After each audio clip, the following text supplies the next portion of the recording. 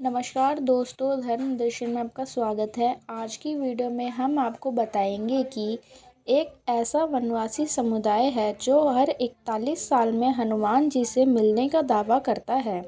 आइए जानते हैं इस रहस्य के बारे में। सेतु.org वेबसाइट के अनुसार श्रीलंका में एक स्थान है जहां हर 41 साल में हनुमान जी यहां एक विशेष समुदाय से मिलने आते हैं।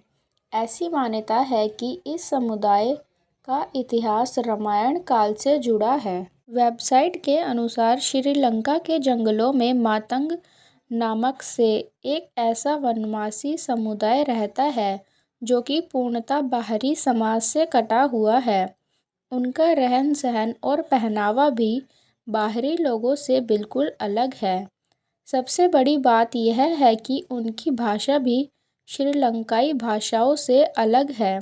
वहीं एक रिपोर्ट के मुताबिक इस समुदाय के लोगों की संख्या केवल 50 से 60 के बीच ही है और ये श्रीलंका के पिदुरु पर्वत के जंगलों में रहते हैं। दावे के मुताबिक मातंग वही समुदाय है जिनसे मिलने हनुमान जी प्रत्येक 41 साल बाद आते हैं। इस बार 27 मई 2014 को हनुमान जी ने मातंग समूह के साथ आखिरी दिन बिताया था।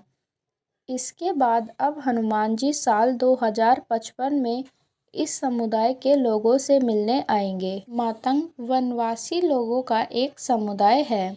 यहाँ एक खास बात यह है, हनुमान जी का जन्म भी मातंग ऋषि के आश्रम में ही हुआ था।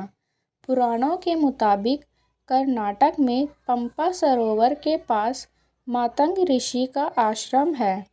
ऐसा दावा किया जाता है कि इस समुदाय का कहीं ना कहीं यहाँ से संबंध हो सकता है। सेतु संगठन नामक संस्था ने इन मातंग समुदाय के लोगों को और करीब से जानने के लिए वनवासी जीवन शैली अपनाई और इनसे संपर्क साधना शुरू किया। संपर्क साधना के बाद उस समूह से उन्हें जो जानकारी मिली उसे जानकर वे हैरान रह गए। दरअसल हनुमान जी के साथ मातंगों के विचित्र संबंध है। मातंग संतों से पता चला कि उनका ये सिलसिला रामायण काल से चला आ रहा है। पुरानी मान्यताओं के अनुसार भगवान श्री राम के पृथ्वी छोड़ने के बाद हनुमान जी ने अयोध्या से दक्षिण भारत के जंगलों में चले गए।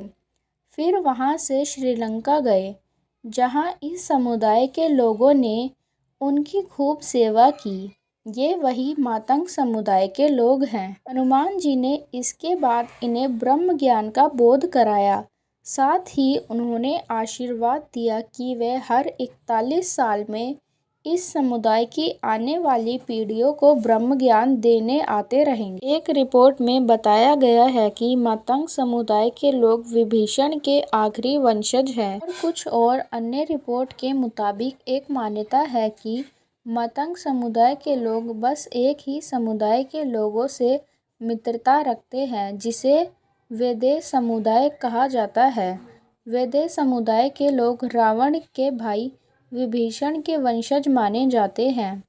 एक कथा के अनुसार 544 ईसा पूर्व श्रीलंका की महारानी कुवेडी, जो विभीषण की वंशज थी, उन्हें धोखा देकर भारत से पलायन करके गए। एक राजकुमार ने श्रीलंका की सत्ता हथिया ली।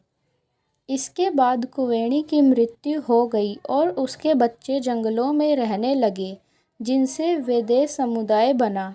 इस लिहाज से मातंग किसके वंशज हैं यह स्पष्ट नहीं है। सेतु संगठन का दावा है कि जब हनुमान जी 41 साल बाद मातंग समुदाय के पास रहने आते हैं तो इस दौरान हनुमान जी द्वारा बोले गए प्रत्येक शब्द को आदिवासी के मुखिया बाबा मातंग अपनी हनु पुस्तिका में लिखते हैं।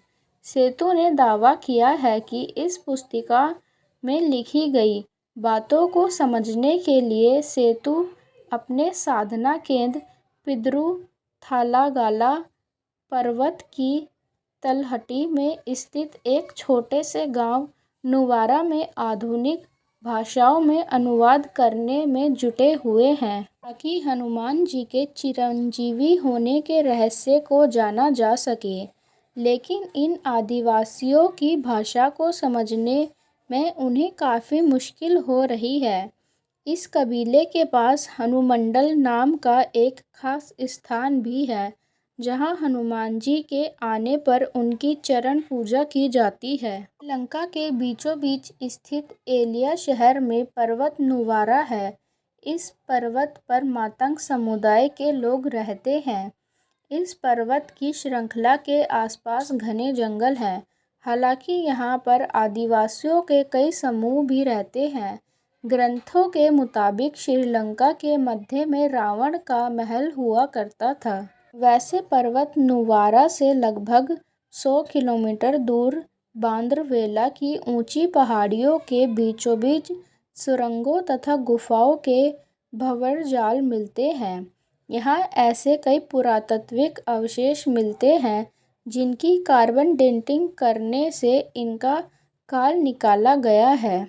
सबसे बड़ी बात यह है कि नुवारा एलिया पहाड़ियों के आसपास ही रावण फॉल, रावण गुफाएं, अशोक वाटिका और खंडर हो चुके विभीषण के महल आदि की पुरातत्व विभाग ने जांच की है, जिसमें ये गुफाएं रामायण काल की होने की पुष्टि भी करती हैं। ऐसी और जानकारियों के लिए हमारे चैनल को सब्सक्राइब करें। धन्यवाद।